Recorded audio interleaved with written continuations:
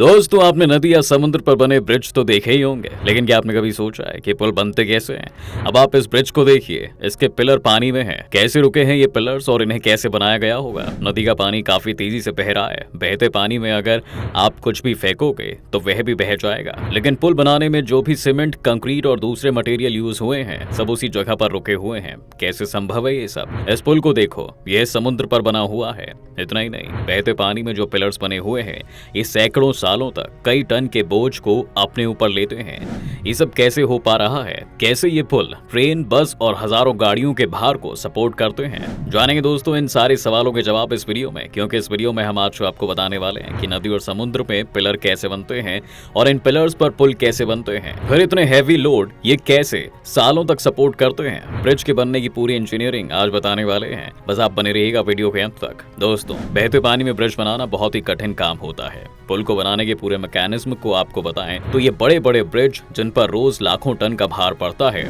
ऐसे ब्रिज को डिजाइन करने से पहले इंजीनियर्स की टीम को कई फैक्टर्स को डेप्थ में एनालाइज और स्टडी करना होता है। जी हाँ, जैसे कि नदी या समुद्र में पानी की गहराई, पानी के बहाव की स्पीड, पानी के नीचे की मिट्टी कौन सी है, पुल का कितना भार है और उस पर चलने वाले वाहनों समेत भार का बहुत ही बारीकी से एनालाइज किया जाता है। इसमें कई महीनों का वक्त लग जाता है। जब हाईली प्रोफेशनल इंजीनियर्स और एक्सपर्ट्स की टीम इन सब चीजों का स्टडी कर लेती है, तब जाकर पुल बनाने का काम शुरू किया जाता है।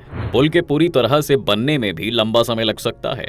दोस्तों, नदी और समुद्र पर बनाए जाने वाले पुलों का काफी काम दूसरी साइड पर किया जाता है। जी हाँ, इसमें पिलर्स के ऊपर सेट किए जाने वाले पुलों को तैयार किया जाता है, जिसे डेक या फिर प्रीकास्ट स्लैब कहा जाता है। पिलर्स पर इन्हीं प्रीकास्ट स्लैब को जोड़कर ब्रिज बनाया जाता है, जबकि पिलर्स को ऑन साइड ही बनाया जाता है। मतलब जिस जगह पर ब्रिज को बनाना है वहीं पर पिलर्स को बनाया जाता है। ब्रिज के पूरे लोड को पिलर्स ही सपोर्ट करते हैं। इसलिए पिलर्स बनाते वक्त इंजीनियर्स कई चीजों को स्टडी करते हैं। पिलर्स पर वाटर का प्रेशर लगातार काम करता है, इसलिए इसे वाटर प्रेशर और ब्रिज के लोड दोनों को ध्यान में रखकर इतना मजबूत बनाया जाता है कि ये ब्रिज बिना डैमेज हुए अपनी जगह पर टिके रहे। इसके साथ ही पिलर का ज्यादातर हिस्सा वाटर के अंदर रहता है, इसलिए यह करोजन रेसिस्टेंट भी होना चाहिए। अगर आसान भाषा में कहें तो पिलर ब्रिज का सबसे इंपॉर्टेंट हिस्सा होता है और इसे ही बनाने में सबसे ज्यादा समस्या आती है, क्योंकि पिलर को ऑन साइड ही बनाना होता है। जिस तरह मकान या कोई दूसरे बिल्डिंग बनाने में सबसे पहले फाउंडेशन को डालने का काम किया जाता है, उसी तरह से पिलर को बनाने से पहले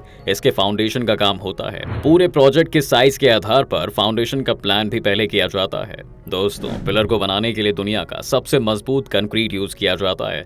नदी और समुद्र में पिलर को बनाने के लिए इंजीनियर्स के सामने सबसे बड़ी चुनौती होती है पानी के बहाव को रोकना और जहां पर पिलर बनाना है वहां से पानी को पूरी तरह से हटाना। लेकिन पानी जितना गहरा होता है, चैलेंज उतना ही बड़ा हो जाता है। तेज बहाव के पानी में पिलर को नहीं बनाया जा सकता, इसलिए पिलर बनाने के लिए सबसे पहले इसके नींव के स्ट्रक्चर को बनाया जाता है, जो पानी को वहां से हटाता है। स्ट्रक्चर को बनाते वक्त इंजीनियर्स पानी के बहाव की रफ्तार, उसके गहराई, पानी के नीचे की मिट्टी कौन सी है और ब्रिज पर आने वाले लोड का स्टडी करते हैं। इसके बाद स्ट्रक्चर से नींव बनाई जाती है। पुल के नींव को कॉफर डैम कहते हैं। कॉफर डैम का साइज सर्कुलर भी हो सकता है और स्क्वायर भी। इसे बनाने के लिए स्टील के लंबे लंबे पाइप्स को एक स्ट्रक्चर में फिट कर दिया जाता है। यह देखने में खाली ड्रम की तरह दिखता है। यह स्ट्रक्चर पूरी तरह से वाटर टाइट होता है। इसका मतलब एक बार यह बनकर तैयार हो जाता है तो दो पाइप्स के बीच में से पानी लीक नहीं कर सकता है। जी हाँ, इसी कारण से नदी का पानी कॉफर डैम के अंदर नहीं पहुंच पाता और बहाव का रास्ता बदल जाता है। इंजीनियर इसके अंदर जाकर काम करके एक मजबूत पिलर बनाते हैं। पिलर बन जाने के बाद फिर ऊपर ब्रिज का काम शुरू होता है। जब कॉफर डैम बनकर तैयार हो जाता है तो उसे क्रेन की मदद से पिलर की जगह पर लाकर पानी के अंदर डाल दिया जाता है। पानी में डालने के लिए मशीन का इस्तेमाल होता है और इसे धीरे धीरे सावधानी के साथ मिट्टी के अंदर तक फिट किया जाता है। इसके बाद कॉफर डैम से पानी को पंप की मदद से बाहर निकाल दिया जाता है, जिसके बाद इस स्ट्रक्चर के अंदर एक सूखी और खाली जगह बचती है। इस खाली जगह पर पिलर बनाने का काम किया जाता है। इंजीनियर्स और वर्कर्स अब इसके अंदर रहकर मजबूत पिलर बनाते हैं। लेकिन दोस्तों, अगर पानी बहुत ज्यादा गहरा होगा तो इस तरह से कॉफर डैम बनाकर पिलर नहीं बनाए जा सकते हैं। इसके लिए सबसे पहले समुद्र में कोई ठोस जगह ढूंढी जाती है। वहां की मिट्टी की जांच की जाती है कि वहां नीचे की जमीन पिलर बनाने लायक हो। इसके बाद उस जगह पर गड्ढे किए जाते हैं और उनमें कई पाइप्स ऊपर से नीचे डाले जाते हैं और वहां से पानी को बाहर निकाला जाता है। फिर इन पाइप्स में सीमेंट और कंक्रीट भरी जाती है। इस प्रकार कई पाइपों को मिलाकर एक एक पिलर बनाते हैं। पिलर बनकर तैयार हो जाते हैं तो ब्रिज के ब्लॉक्स को एक एक करके इसके ऊपर फिट करते हैं। ये ब्लॉक्स दूसरी जगहों पर बनते हैं।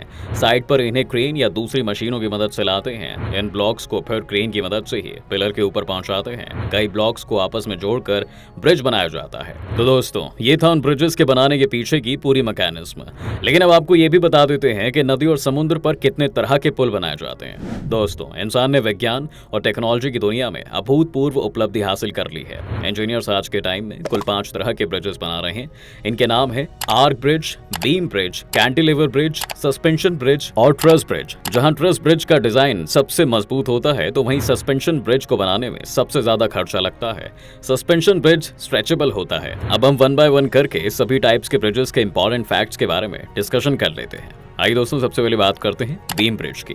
दोस्तों, बीम ब्रिज सबसे सिंपल ब्रिज होता है। इसमें लोड को सपोर्ट देने के लिए पिलर्स बनाए जाते हैं। असम और अरुणाचल प्रदेश को जोड़ने वाला भूपेन हजारिका सेतु, जिसे ढोला सदिया ब्रिज भी कहते हैं, एक बीम ब्रिज है। यह ब्रिज लोहित नदी पर साल 2017 में बनकर तैयार हुआ था। 9.15 किलोमीटर लंबा भूपेन हजारिका ब्रिज भारत का किसी भी नदी पर बना सबसे लंबा ब्रिज है। ट्रस ब्रिज का डिजाइन सबसे पुराने ब्रिज डिजाइन में से एक है। यह सबसे शक्तिशाली ब्रिज होता है। ट्रस ट्रायंगुलर शेप में डिजाइन किया गया स्ट्रक्चर होता है। इसके एलिमेंट्स टेंसाइल और कंप्रेसिव प्रेशर को अब्सॉर्ब कर लेते हैं। अमेरिका के बाल्टीमोर का फ्रांसिस स्कॉट की ब्रिज एक ट्रस ब्रिज है। यह ब्रिज लोअर पटैप्सको रिवर पर बना हुआ है। भारत में आपको कई ट्रस ब्रिज देखने को मिल जाएंगे। असम में ब्रह्मपुत्र नदी पर बना बोगीबील ब्रिज एक ट्रस ब्रिज है। कैंटिलीवर ब्रिज में सिर्फ एक एंड ही सपोर्टेड होता है दोस्तों, जबकि इसका दूसरा एंड हवा में फ्री होता है। इसमें आप सिंपल बीम या फिर ट्रस स्ट्रक्चर देख सकते हैं। स्कॉटलैंड की नदी पर बने इस ब्रिज को देखो। इसका नाम है फोर्थ ब्रिज। यह एक कैंटिलीवर ब्रिज है। पश्चिम बंगाल के हुगली नदी पर बना हावड़ा ब्रिज एक कैंटिलीवर ब्रिज है।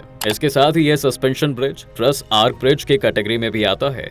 इसे रविंद्र सेतु के नाम से भी जाना जाता है दोस्तों। आर्क ब्रिज का डिजाइन काफी फैसिनेटिंग होता है। इसका सबसे खूबसूरत और इम्पोर्टेंट पार्ट इसका आर्क होता है, जो मेटल का बना होता है। जम्मू और कश्मीर के चेनाब रिवर पर बने इस ब्रिज को देखिए। यह एक आर्क ब्रिज है दोस्तों। यह दुनिया का सबसे ऊंचा रेल ब्रिज भी है। रिवर बेड से यह 359 मीटर की हाइट पर है। द समर पैलेस का जियोलांग ब्रिज भी आर्क ब्रिज है। गोदावरी ब्रिज भी आंध्र प्रदेश के गोदावरी नदी पर बना एक आर्क ब्रिज है।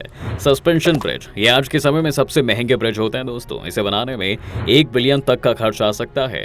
वैसे तो देखने में सस्पेंशन ब्रिज बहुत ही सिंपल लगते हैं, लेकिन इसका डिजाइन बहुत ज्यादा इफेक्टिव होता है। इसके डेक को अपनी जगह पर फिक्स रखने के लिए वर्टिकल सस्पेंडर्स होते हैं, जो केबल्स को सपोर्ट देते हैं। सस्पेंशन केबल्स ब्रिज को पास करते हुए ग्राउंड में फिक्स किए जाते हैं। हुगली नदी पर बना हावड़ा ब्रिज और विद्यासागर ब्रिज सस्पेंशन ब्रिजेस का बेहतरीन एग्जाम्पल है। इसके साथ आज की वीडियो में फिलहाल बस इतना ही दोस्तों। आप हमें कमेंट सेक्शन में जरूर बताइएगा कि ये जानकारी आपको कैसी लगी, और साथ ही अगर अभी तक आपने चैनल को सब्सक्राइब नहीं किया है तो चैनल को सब्सक्राइब भी कर बेल आइकॉन को प्रेस कर दें, जिससे कि चैनल के सभी इंपॉर्टेंट नोटिफिकेशंस आपके फोन पर तुरंत मिल जाएं। वीडियो देखने के लिए आप सभी का बहुत बहुत धन्यवाद।